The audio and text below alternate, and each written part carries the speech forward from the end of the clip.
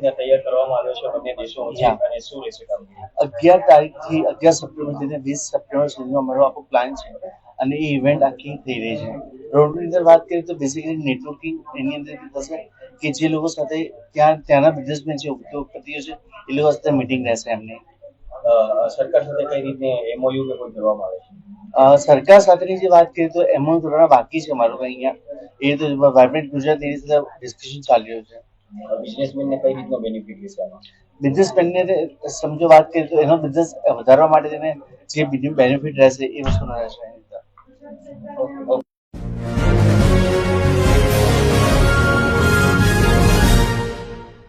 અને હું મારા વિશે વાત કરું બિઝનેસ કાઉન્સિલ નો ફાઉન્ડર છું. કઈ રીતે કાઉન્સિલ કામ કરશે? ઇન્ડો અને કેનેડામાં કઈ રીતે કામ કરશે? બેઝિકલી અહીંયાના જે નાના બિઝનેસમેન છે, અમારો આશય એ છે કે નાના બિઝનેસમેન ઓનલાઈન કામ કરે છે પણ એક વખત ફિઝિકલ ફેસ ટુ ફેસ ભણીને પણ ત્યાં કામ કરે, એના માટે નેટવર્કિંગ આખો પ્લેટફોર્મ કરેલું છે.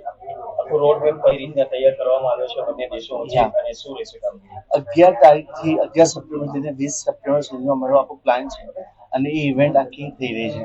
રોડની અંદર વાત કરીએ તો બેસિકલી નેટવર્કિંગ એની અંદર થશે કે જે લોકો સાથે ત્યાંના બિઝનેસમેન છે, ઉદ્યોગપતિઓ છે, એ લોકો સાથે મીટિંગ રહેશે એમની. સરકાર સાથે કઈ રીતે એમઓયુ કે કોઈ કરવામાં આવે છે? સરકાર સાથેની જે વાત કરીએ તો એમઓયુ કરવાના બાકી છે અમારું અહીંયા. એ તો વાઇબ્રન્ટ ગુજરાત એની સાથે ડિસ્કશન ચાલી રહ્યું છે.